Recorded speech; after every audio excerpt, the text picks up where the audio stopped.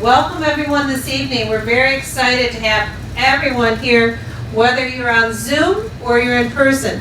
If you are on Zoom, I would please ask that you mute yourself and remain muted during the entire lecture. If you accidentally unmute yourself, please don't be offended if I mute you, but the background noise can make it difficult for everyone to hear. We have quite a few people in our theater as well as online, so thank you all for coming. As we begin each and every one of our programs here at the Silversides, we begin with the Pledge of Allegiance. Those of you that are capable, please rise. I pledge allegiance to the flag of the United States of America and to the republic for which it stands, one nation, under God, indivisible, with liberty and justice for all. No.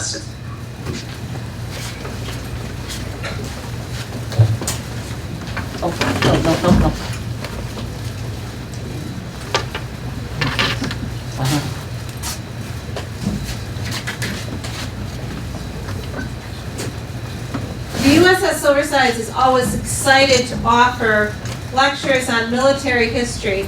It's part of our mission, and those of you that are here with us all the time know that the Silversides offers about 26 lectures on military history each and every year, and tonight's lecture is one of the wonderful ones that we have here. We are very lucky here at the Silversides that we have sponsors that help us pursue our mission. And our mission, for those of you who are here all the time, understands this very simply, is to honor the veteran through education and preservation. We all know when you walk around the museum and you look at our vessels, what we do for preservation, but education is a very big portion of our lectures as well, and of our education. So we are very proud to have the Lorraine and Fred Birch Foundation support us in this effort. They're a wonderful couple that met during World War II, and after the war both came back to West Michigan and lived in the Holland area, where they did public service. He as a school teacher, eventually as a principal, and she as a community activist and a community person. And we're so lucky that their children set up this foundation in their honor to pursue what their parents wanted. They wanted to support public service at the state, federal, and local level through education, and they are one of our wonderful sponsors for our series. We also are sponsored by Blue Lake Public Radio, our wonderful media sponsor that keeps us in the know on everything in the community. Our fall lecture series this year is on Vietnam. For those of you that have been with us since the beginning, we started out with Fred Johnson, who laid the groundwork for how America became involved in the Vietnam conflict and where it went from there. Last week we were very lucky that Ron Janowski was here to be able to discuss with us the Army of Vietnam. Tonight we're going to continue on that with the nurses in Vietnam. Tonight's, excuse me, did I open up the wrong lecture? What? Okay, possibly. Tonight's lecture is going to be by Connie Moore. Let me go and make sure that I have the right one for next week. Next week's lecture, I'm sorry, forgive me for one moment while I pull up the bright screen for us. Give me 1 second here, and it is right there, and from beginning. Not, live theater is great like that because everything is always, needing to change just ever so slightly. So from the beginning, and I will go ahead to the point where we need to be at. And when they do the editing, I'll tell them to make sure to take out my boo-boos. Next week's lecture will be Captain Greg Ketchen. He is from the U.S. Coast Guard and he retired. He's going to be discussing the Coast Guard in Vietnam. That is one of those little-known histories that there was 8,000 Coast Guard members in Vietnam during the conflict, and they had the highest loss rate because of their small size. He's going to discuss what the Coast Guard did during Vietnam, the mission for national security that they have always done. Captain Greg Ketchen is a retired Coast Guard captain. He's currently living on Cape Cod. He volunteers at the Coast Guard Heritage Museum located in Maine, and he currently serves as its president. He is going to give a wonderful discussion on all things Coast Guard during the Vietnam War. Tonight's lecture, we are very, very excited to have C.J. Moore, Connie, here to discuss via Zoom with us the nurses in Vietnam. Those are one of those unknown things. Everyone that was there knew the important role that they had, but not so many people outside of that. And so we're very excited to have Connie here tonight to talk to us via Zoom. And without further ado, I will turn the mic over to her for her to continue. I'm going to pull up her slideshow in just 1 second here. And pull up the correct one.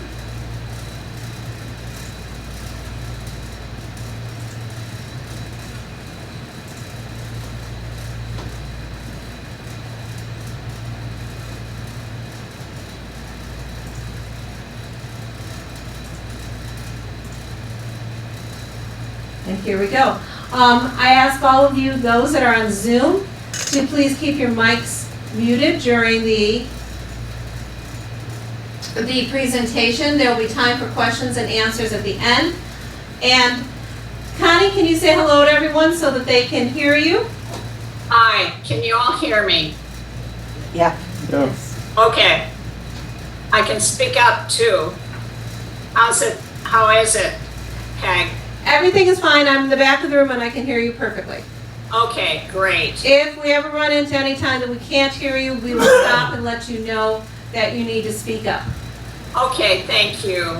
Well, first off, I want to say thank you for asking me to speak about Army nurses in Vietnam. I'm a retired Army nurse with 25 years of service, and I have degrees in nursing and in history.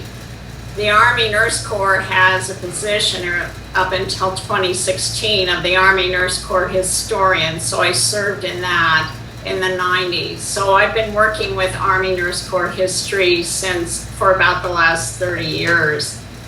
But let's talk about the topic today, which is Army nurses in Vietnam. This presentation will be a little different perhaps than what you might have expected.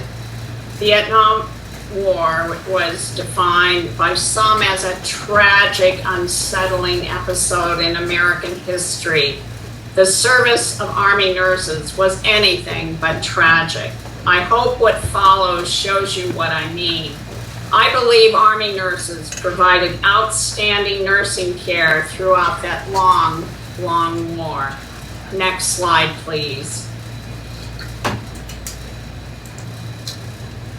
Okay, as you can see, this is an overview, and we're going to basically chop this up into thirds. The early years from 55 to 64, the ramping up, as I call it, through 69, and then the ramping down from 70 to 73. American military involvement in Vietnam began slowly in the Eisenhower and the Kennedy administration, and escalated rapidly after the Gulf of Tonkin resolution in late 1964 during the Johnson years. Later, during the Nixon administration in 1969, the troop levels peaked and gradually decreased until all troops were withdrawn in 1973. Now, Vietnam involved counterinsurgency operations. What that means is you had no defined fronts nor large battles. For Army nurses, as part of the Army Medical Department, this conflict brought more than 5,000 Army nurses to Southeast Asia. Next slide, please. So who were these people? I'd like to just give you a brief overview of the Army Nurse Corps. Let's first talk about the history of the Army Nurse Corps through the 1950s to help answer that question.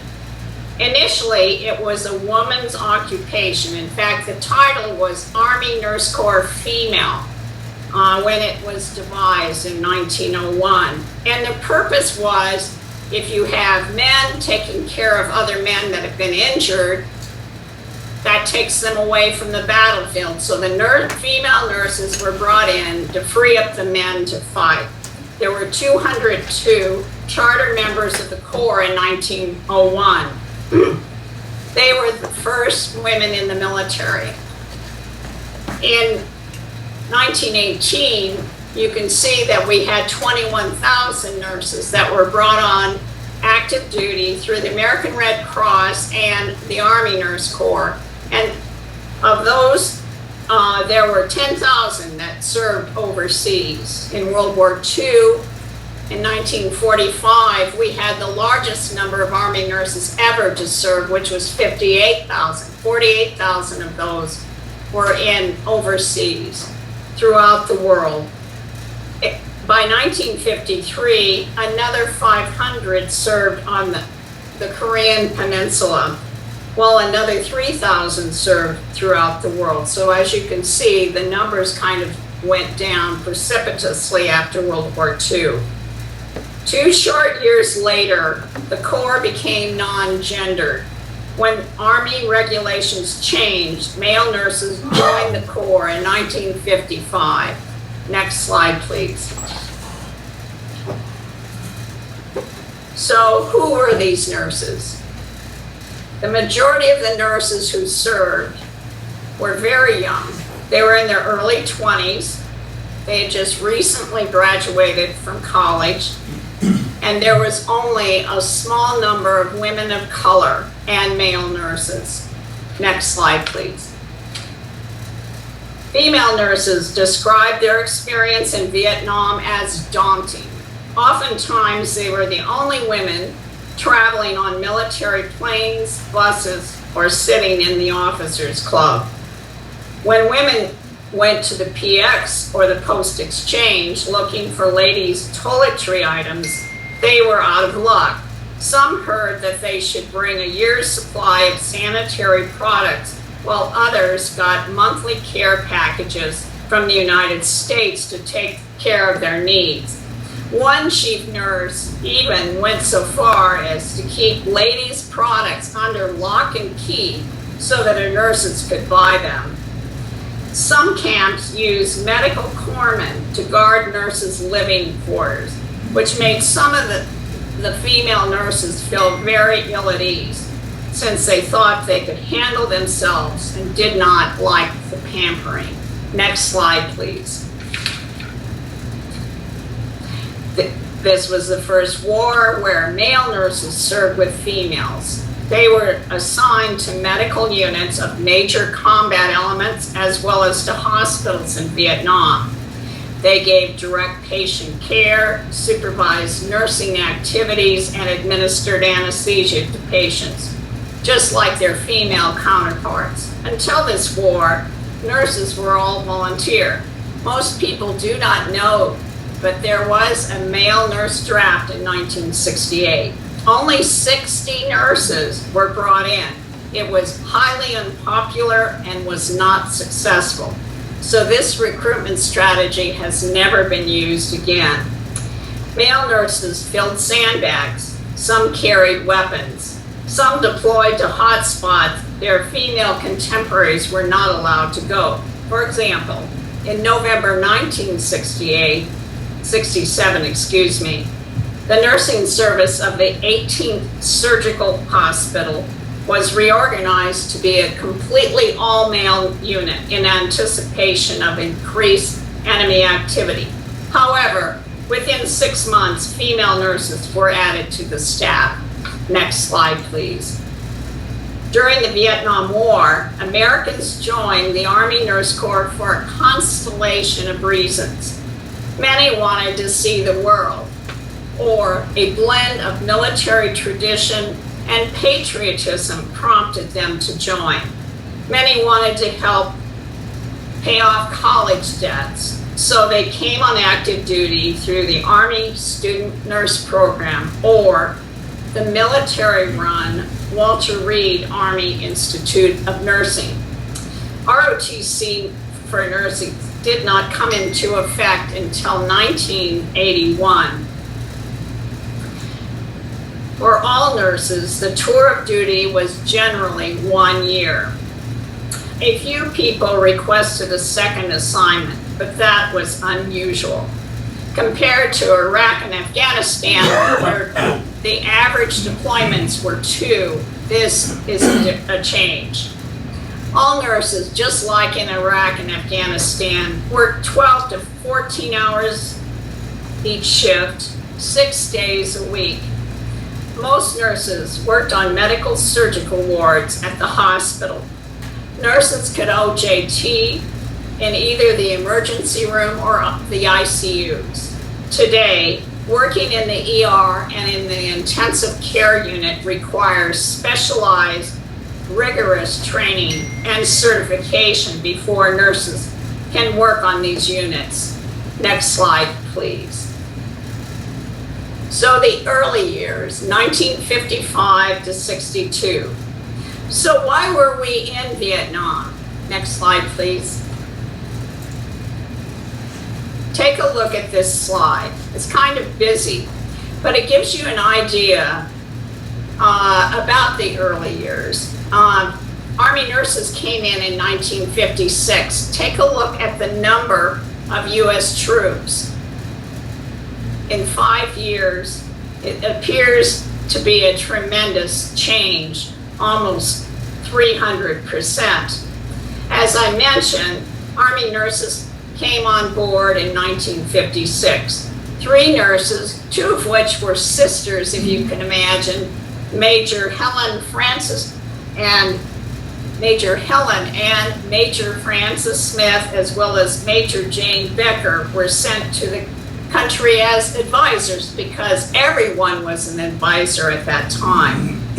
The trio had no introductory briefing or defined objectives. They were just sent. They asked themselves, how are we going to advise the Vietnamese nurses? They decided that they would develop a nursing procedure manual in the Vietnamese language.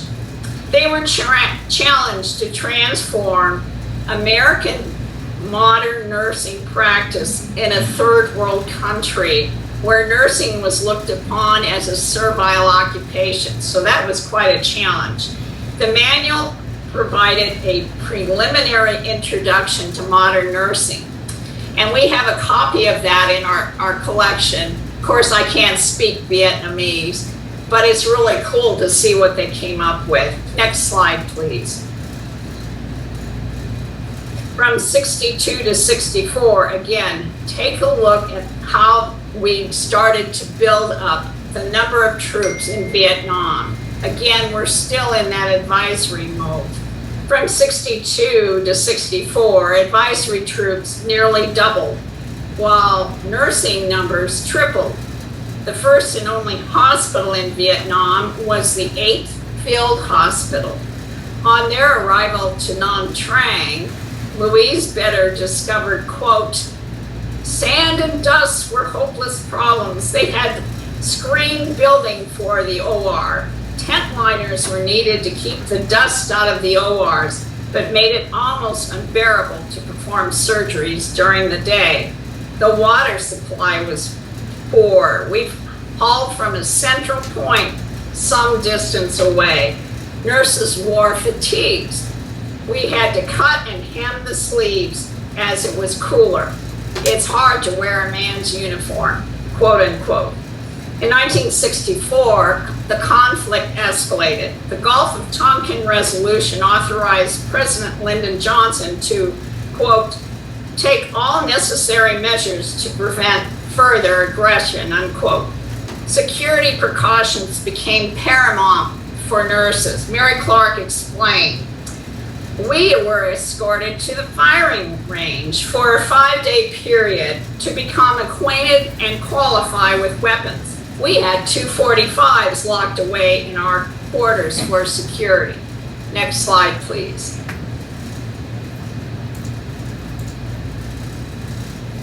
What was the evacuation system like in Vietnam?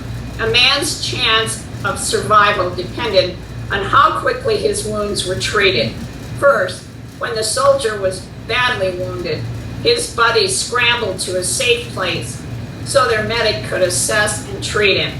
Upon receiving At that time, the radio operator called for assistance. Upon receiving the request, the duty pilot quickly became airborne. After taking off, the pilot confirmed the time and place of the rendezvous. On his map, he traced his route to the nearest hospital. Next slide, please. Where did they fly? Well, the Army checkered the countryside with base camps that had hospitals. These were semi-permanent, air-conditioned, fully equipped hospitals that were constructed at a number of the camps. Although concrete floors and wooden buildings meant better medical care, they also made packing up and moving almost impossible. This was a complete reversal of the Army Korean War experience, where hospitals followed their combat organizations that they served. Since there was no secure road networks in the combat areas of Vietnam, this safe evacuation of the wounded was almost impossible. Ground ambulances sent to Vietnam were limited to transporting patients between the landing strip and the hospital.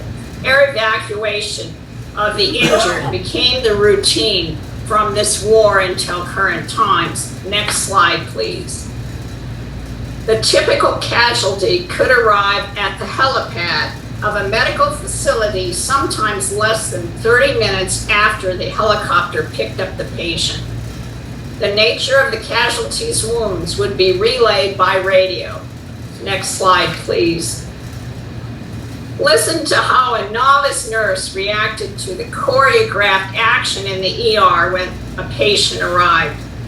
A group of wounded comes in, 10 people doing 10,000 things, and I can't keep up. Basically, they were cutting the uniform off, looking to see where the wounds were, making the assessment, getting the IV in, trying to find out if the guy is allergic to penicillin so they could give him a shot right away. Also, they were asking him his name, rank, and serial number in case he goes unconscious. The second batch comes in, and I'm feeling awful because I'm not doing a thing. I'm frozen. I'm paralyzed.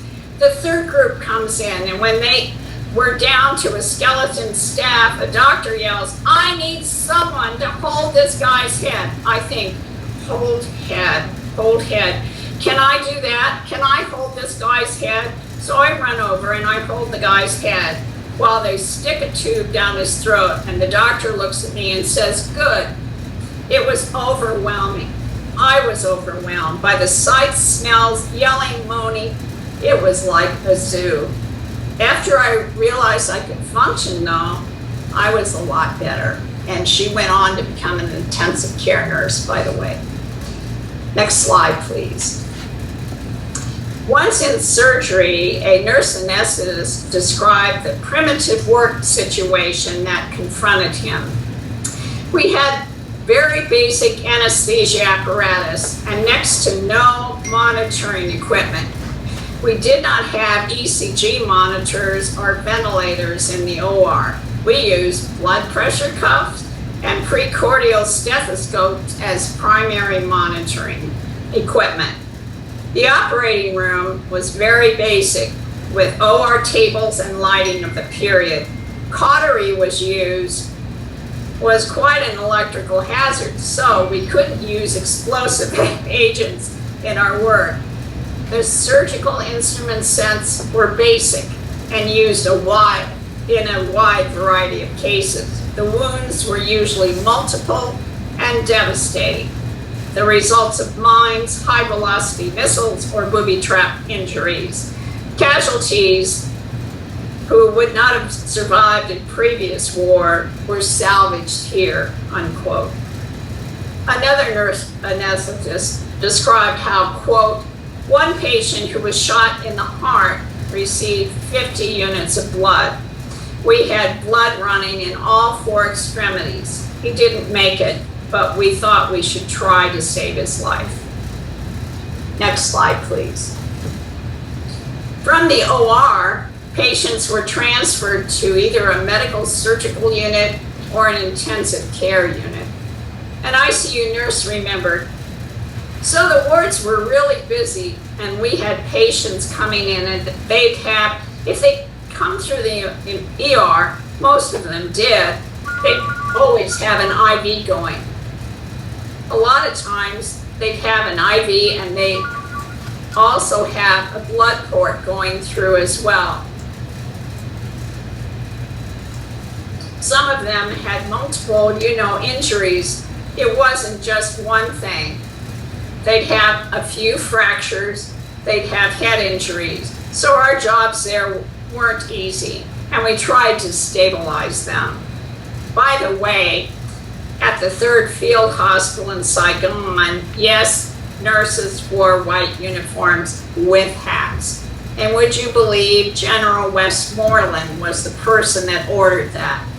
It was very unpopular with the nurses. They felt that it made them appear like they weren't in combat, like their sisters that were out in other places. Next slide, please.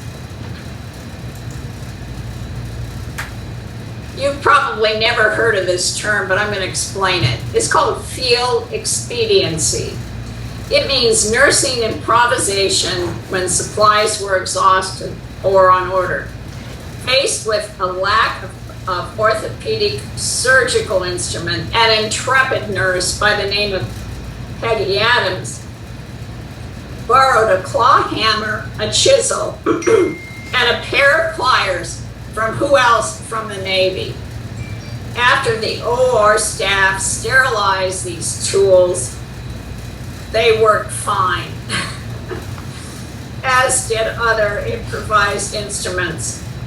When sterilization wrappers for surgical instruments were lacking, Adams substituted B ration cans and seasickness bag. Lacking liquid solution for sterilizing suture materials, she bartered with who else? Graves Registration. And she traded cotton balls for formaldehyde. An OR generator exploded, and they needed one. And the replacement was delayed. Sounds like logistics. Noticing an unclaimed generator at a beach depot, Adams, quote, ripped off the ticket and in a loud voice affirmed that here's the 85th generator, unquote. Unchallenged by the depot guard, she and the enlisted men loaded up the generator onto their truck and drove it back to the hospital. Would you believe she wasn't court-martialed? Next slide, please. Listen to what 3 nurses said about taking care of soldiers on the ward.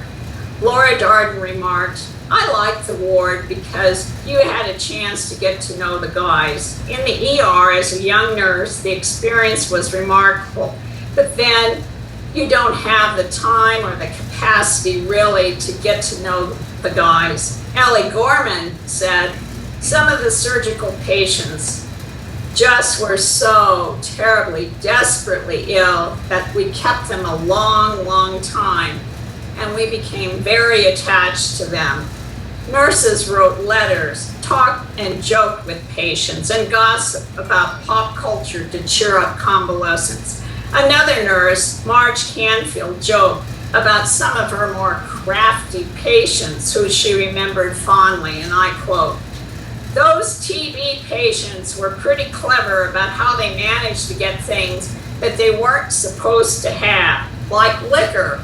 Some of the hiding places were just incredibly ingenious. They would take the drains off of the showers and tie a string around the bottles and drop the bottles down into the shower drain and put the drain back on. We figured out something was up because a group of them were giggling like a bunch of school children.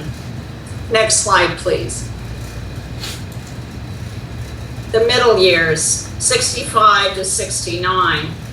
As mentioned before, in 1964, the military's mission switched from one of advice and support to direct combat involvement. Airstrikes on North Vietnam became a sustained effort. There was a massive buildup in forces. Army nurses became exceptionally busy. Next slide, please.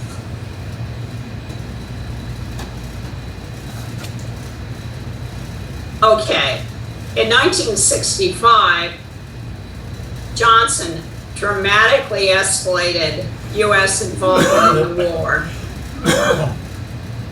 He authorized a series of bombing campaigns and committed hundreds of thousands of U.S. ground troops to the fight. As you can see by the number of nurses who were deployed, the work and the casualty rates greatly increased during this time. Do you remember the show MASH? Well, in 1966, the MUST was added to the MASH. That stands for Medical Unit Self-Contained Transportable. It is a glorified inflatable rubber shelter with electrical power, air conditioning, with hot and cold running water. In 1966, the first MUST was sent to Vietnam. Before the hospital could open its doors, the hospital commander was killed. Chief Nurse Sarah Lundy rallied the staff to focus them on the mission and support the new commander.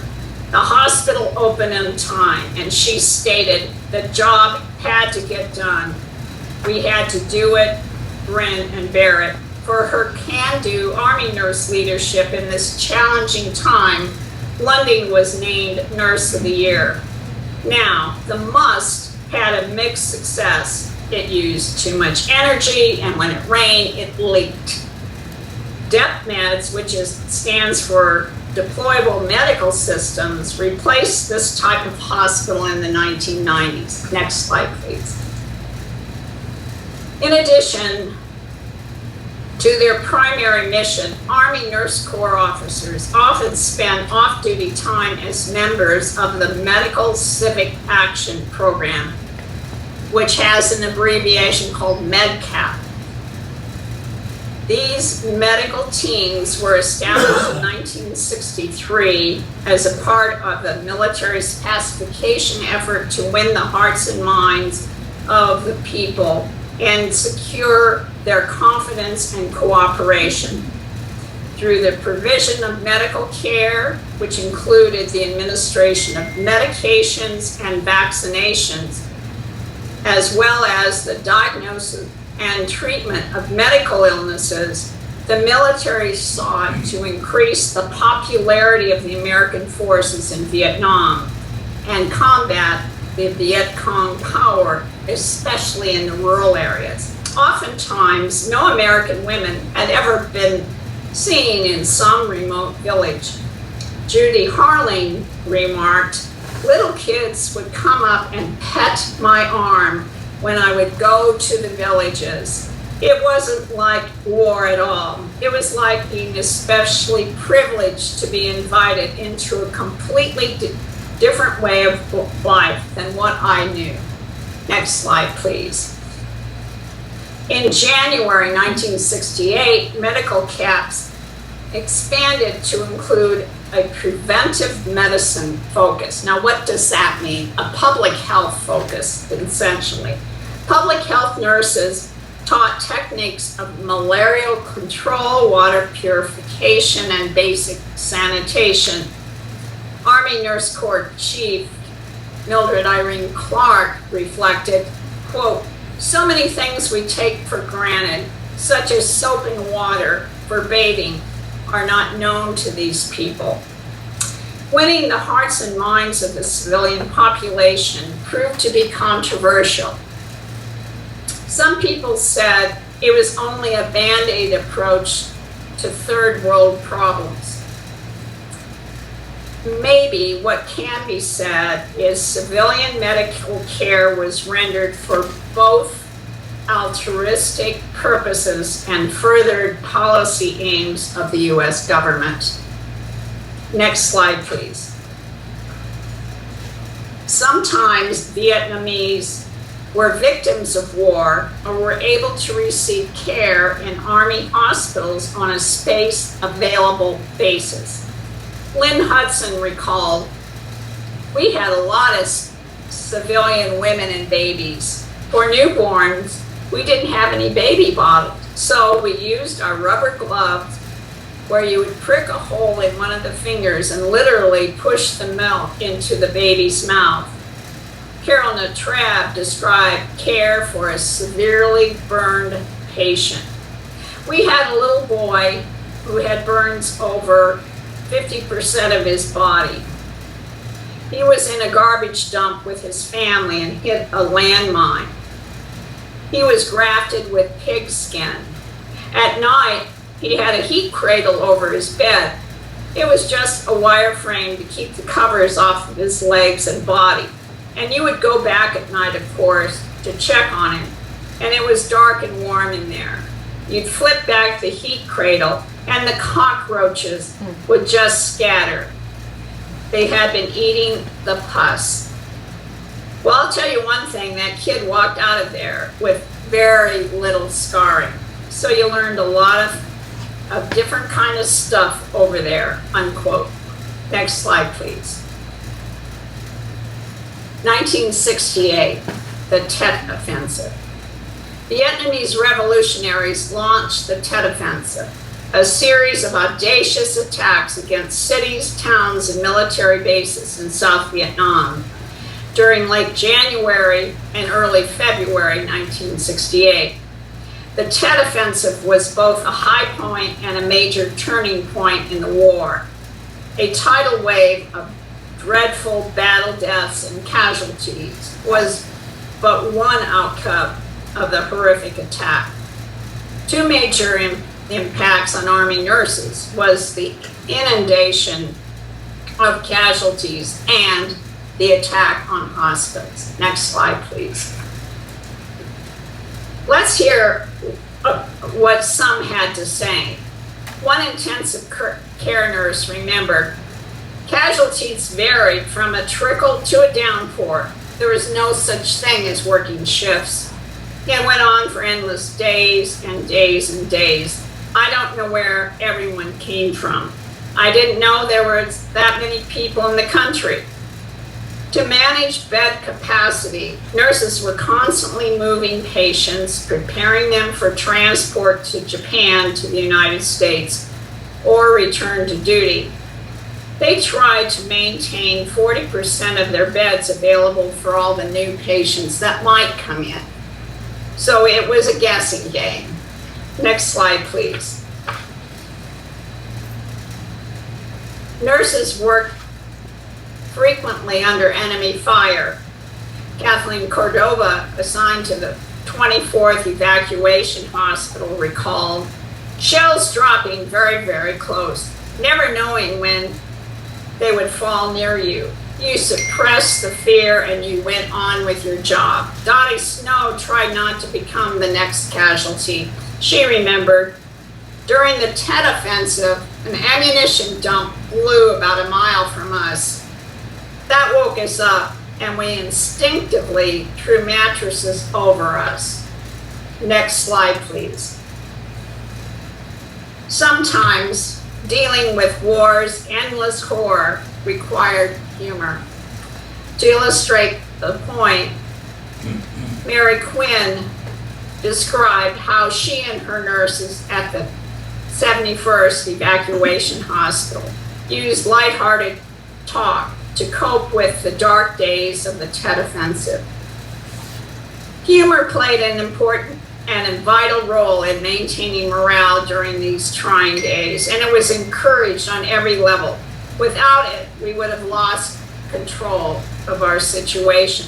Getting together in little groups and recounting the funny things relieved tension on several specific occasions.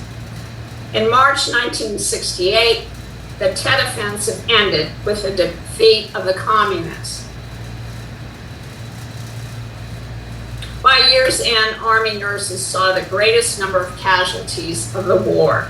The offensive was a crushing tactical defeat for the North, but it struck a sharp psychological blow that eroded support for the war among the American public and the political establishment. Next slide, please.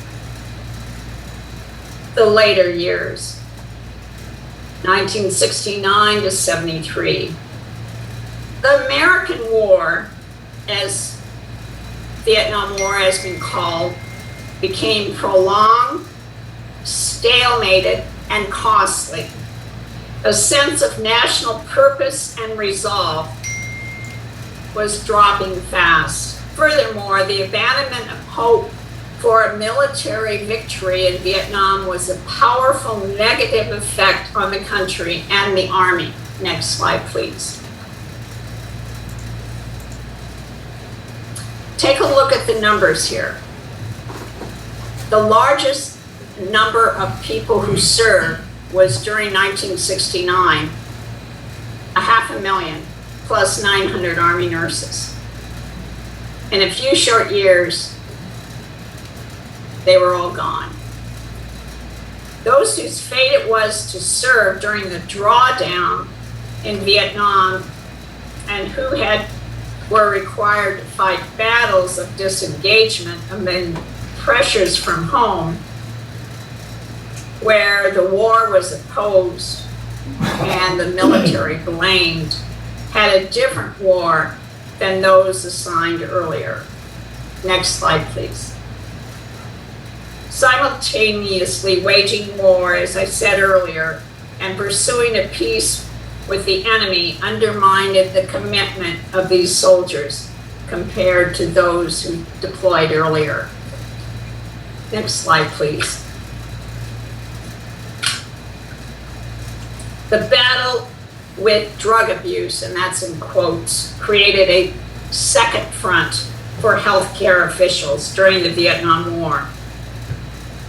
Growing more evident from 1968 to 71, the problem gained priority with military officials.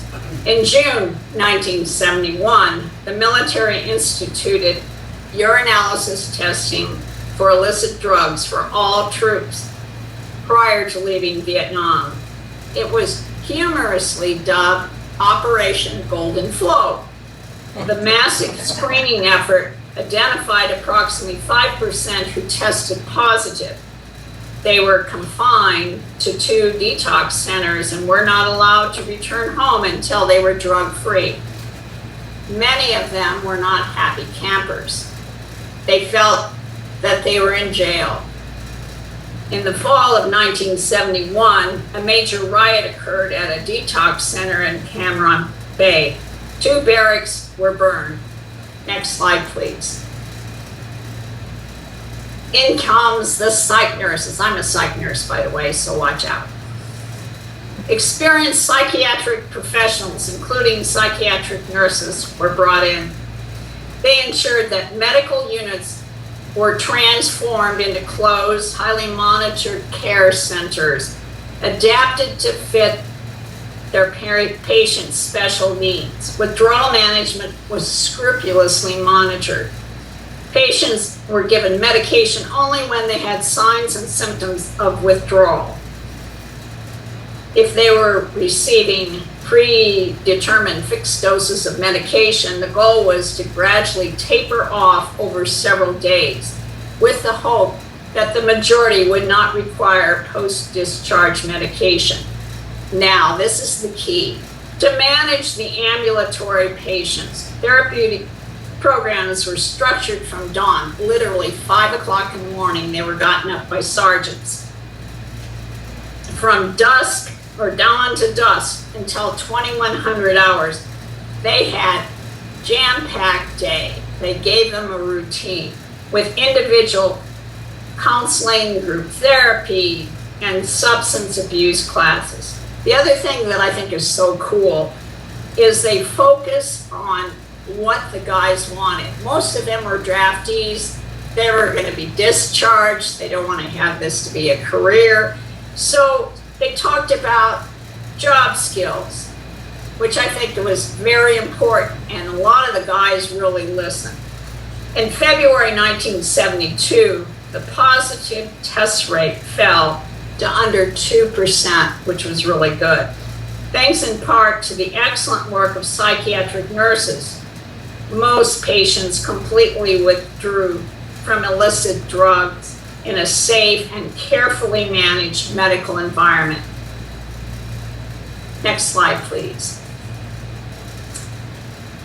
By May 1972, the planned reduction in the number of Army hospital beds and personnel was ongoing at a very fast pace.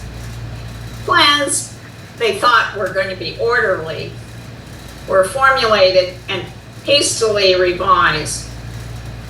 Reacting to the constant changing plans, Barbara Lane stated, "Well, the drawdown has become a rundown." On March 14th, 1973, 18 Army nurses remained. On that day, they were given the responsibility to deliver all patients to the evacuation zone. Marion Minter explained, "The last medevac was a team effort." So at 4 o'clock in the afternoon, we closed our hospital and we went home to pack. At 9 o'clock, they called for all of us to come to Camp Alpha. At 1 o'clock on 29 March, we loaded a plane complete with the VC and the North Vietnamese standing at the bottom, watching us get on. Next slide, please. I want to highlight Army nurse bravery. This is Diane Lindsay, who was awarded the Soldier's Medal for heroism in Vietnam. While on duty with the 95th Evacuation Hospital, Lindsay was confronted by a berserk soldier who was preparing to pull a grenade pin. She and a male nurse physically restrained and forced the confused patient to give up the weapon, thereby preventing other casualties. Lindsay was only the 7th nurse to earn this honor and the first African-American nurse, African-American woman to receive the award. Next slide, please. So, what do I think of Vietnam? Some features of the Army Nurse Corps participation in Vietnam were definitely unique. Never before had male nurses served in a combat as members of Corps. Their integration caused gender-based assignment issues to surface that were resolved in later conflicts. Today, a nurse is assigned by skill set and experience rather than gender. Female nurses fill sandbags, for instance. Never before had critical care became the standard of care. This is a game changer. Critical care became the standard of care also in civilian World II. Never before had the nation's citizens so violently protested the war effort. This caused morale issues, a breakdown in discipline, and illicit drug use. Army nurses devised a successful drug rehab program and hopefully helped participants achieve a better life when they return home. Next slide, please. This is my favorite statement by William Styron, if you've ever read any of his novels. Amid war's incomprehensibility, it is perhaps best that we regard nursing and the face of mercy it presents as its only saving grace. Last slide, please. This talk is by no means comprehensive. Highlighted here were only some of the nurses and events that demonstrated Army nurse capability. Their efforts provided comfort and saved lives of injured and ill military personnel and host nation individuals. As I said in my opening remarks, the Vietnam War is oftentimes viewed as a tragic chapter in the history of America. But the combat service of Army nurses is anything but tragic. Their contributions were exemplary. Their participation was valorous. Army Nurse Corps Vietnam veterans are heroines and heroes all. Thank you.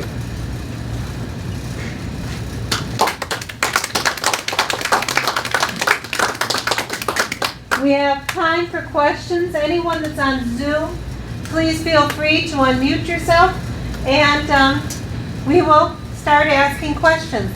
Does anyone want to ask the first question or make a comment? While everyone is getting their thoughts together and what to ask, can you tell us about some of your current research that you've been doing between the Vietnam era and our more current conflicts and the difference in the nursing corps as it was then versus now?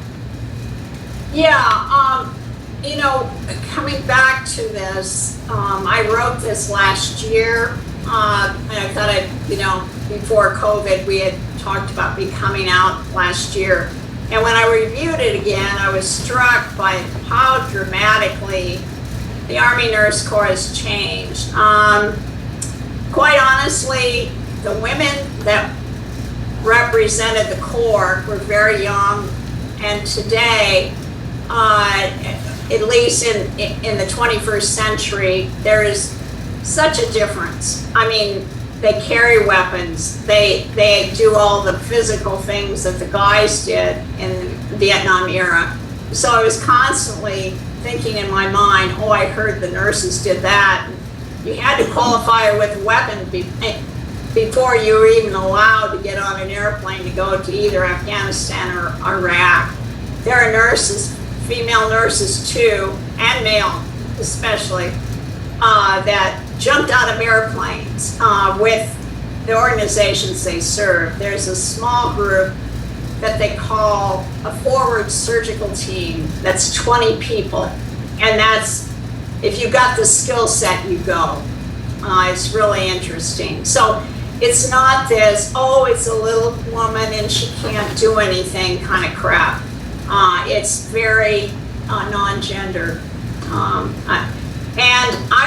Yet I'm still moved by how ingenuity is important. That field expediency, you know, going and picking up the generator.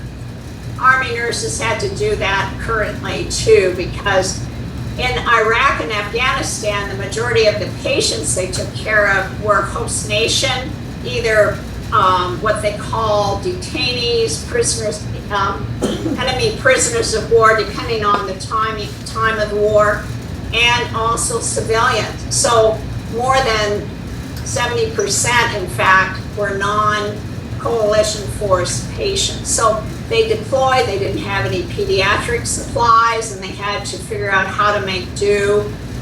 So that field expediency is kind of in our blood, I think, and it's just the same. So a lot of things have changed, but a lot of things are the same.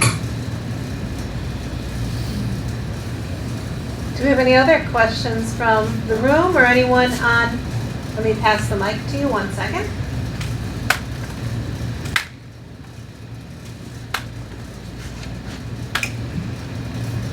Do you have a number of the total Army nurses killed in Vietnam, male and female, male and female alike?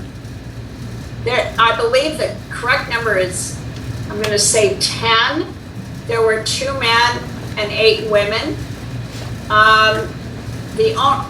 The most famous one, of course, is Sharon Lane, and it's because she was killed at duty, you know,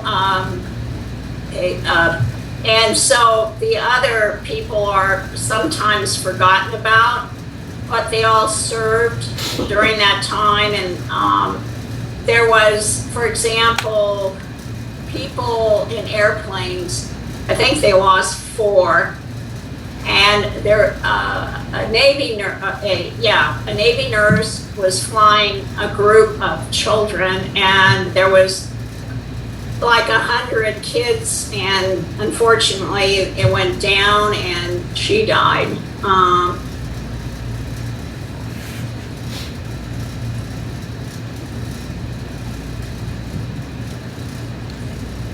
If you were to,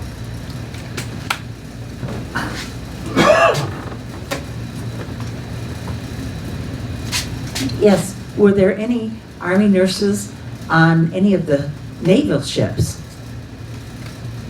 No, unfortunately, what's interesting is how things changed with the use of the helicopter. The last ship an Army nurse worked on would have been in World War II. And people don't know this, but we had more medical ships than the Navy did. What I know about how things changed, it's the helicopter. Ground ambulances have not been used really effectively since World War II. So flying patients to get them to hospitals was used in the Korean War. Now, I will tell you, in the Korean War, they actually had trains that would go up and down. So that's different than what we had in Vietnam and also in Iraq and Afghanistan. So there was a close kinship, though, between the Air Force, the Navy, and the Army Nurse Corps.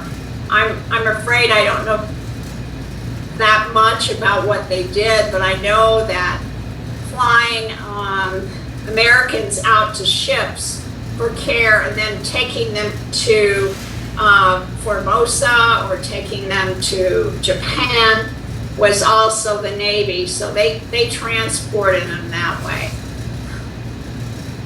And we had there's two huge, and I don't know their names, so please forgive me. One is the Comfort. You can have 1,000 patients.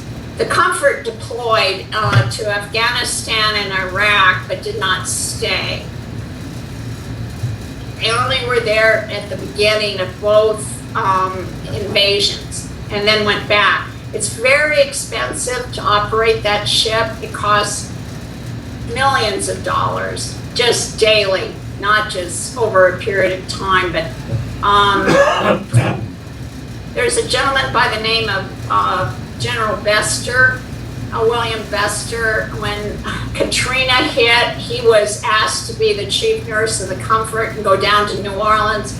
He was telling me how expensive it was to have that ship out. So I think that the Comfort is the one based in Baltimore. The Mercy, I believe, is the other one. yes, you're correct. Thank you for that. I appreciate it. They're fabulous. I've had a tour and everything's frozen. They have frozen blood, everything that they can preserve. They're very judicious in the use of that so that they're not losing money. It's fabulous too. They have everything. Those are converted merchant ships, 100,000 ton merchant ships, very large container ships, and the government purchased those and converted those to hospital ships, and they are ready to go at any time. If I might mention, I was in Vietnam 68, 69 Wow. in Pleiku, and I had many occasions to go down from Pleiku to Nha Trang and Tuiwa, and everywhere I went, the hospital units, the medical units were very much respected because we knew that you had our backs, and wherever we would go, we knew you could be the next stop for us, and we always appreciated that support. That's great. I know everyone appreciates being told thank you. You know, medical care is antithetical to war. We save lives in a life-taking situation that is chaotic. And I think it's a double whammy for that reason. And I think it makes people particularly vulnerable because it also comes back over to the United States for the rehabilitation in our hospitals. But it's an honor to take care of soldiers, I'll tell you. I loved it. I love psych, and I love what the psych nurses did. I know the nurse that created that program in Vietnam personally, and she's a hoot. And she's you don't mess with her too. She's about this tall, if you excuse me for talking physicality, but You don't mess with her. She's really she's no longer alive. Her name was Betty Antela, and she was heart of gold, great person. So, If I might also mention, I was in the reserves after Vietnam. I was in the reserves for 26 years following Vietnam, and I commanded a expedition to Panama in '86 where we built roads, and we had a medical unit from the 5010th Army Reserve Hospital in Louisville. wow. We also had medevac helicopters, three medevacs to supplement our 9 slicks. But there again, that was 20 years after Vietnam, and the professionalism was doing the med caps. Yeah. Particularly, but there again, even in Panama in a peacetime expedition, we again had the best of medical facilities working with us, and one of the things I might mention was not only the nurses, but by that time we had physician's assistants and who did everything that the doctors could do just about. And Right. I couldn't tell the difference myself. We have a question from the room here. Yes, the last slide, where are these two, where are the actual things, the actual monument things? Okay, this is in on the mall in Washington D.C., and you have over toward, at least on my left, the man was the first statue that was raised, and Diane Carlson Evans is the individual that said, you know, there's no female representation here. So she and a group of Vietnam well, it wasn't just nurses, any women that served in Vietnam, whether they were enlisted, Donut Dollies, Red Cross, etc. They all got together, and this statue on your right is that statue. So you have male nurse representing and female nurses. I mean, females represented, excuse me, it's not just nurses. And it happens to be a very historical pose. If you see the nurse holding the man, that's called the pietà position. It's reminiscent of Michelangelo's, I guess, his sculpture, Mary holding Jesus after he's come down from the cross. So that, you know, it was well thought out. And so when you go to the Vietnam, the names that are on the wall, this is just directly outside of it on the mall. And if you would go there, I'll just put in a plug, on Memorial Day or Veterans Day, they have story time. And what the people that were on the foundation used to do is, I mean, they still do, excuse me, is that people will come and tell their stories. And I know during the Iraq and Afghanistan, there were people that would go there and tell about their experiences. So I thought that was really neat that they would use that memorial as, even though this is Vietnam, you know, it's the same type of situation going to war. Thank you. Do we have any other questions or comments? Well, CJ, I'd like to thank you for coming with us tonight via Zoom. It was a very enlightening discussion. I learned an awful lot about the Nurse Corps that I didn't know before this, because you tend just to think they're just someone in the background, and you fail to think about how important they are in the day-to-day existence of all of our military. So thank you for bringing that forward to us. Next week, we will have Mr. Ketchum, Captain Ketchum, will be speaking via Zoom from Maine about the Coast Guard in Vietnam.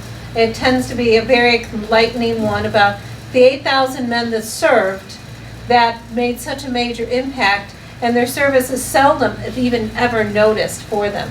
So that'll be another enlightening evening for us. After that, we have a professor from the Air Force Academy that will talk, he has just written 2 books on the subject of the Air Force in Vietnam. The following week after that, we will be having the Marines in Vietnam, and that will be by Fred Johnson. And then the week after that, we have 2 Silver Star awardees that served in Vietnam in the Medical Corps that will be here as well. And then the week after that will be Ron Janowski. He'll be here and he will be talking about what the home front and how it affected the way that the war took place. And then our final lecture will be almost at the end of November, hard to imagine that, will be a wrap-up by Fred Johnson on what were the outcomes of the conflict and how they've affected the military since and how they've affected the United States after that. Thank you all for coming tonight. We appreciate it. If any of those on Zoom wish to continue talking further, or anyone else in the room wishes to continue asking questions, please feel free to do so. But thank you. We look forward to seeing you again next week. Thank you, Connie. Welcome. Thank you for having me. Oh, thank you for coming. Our pleasure.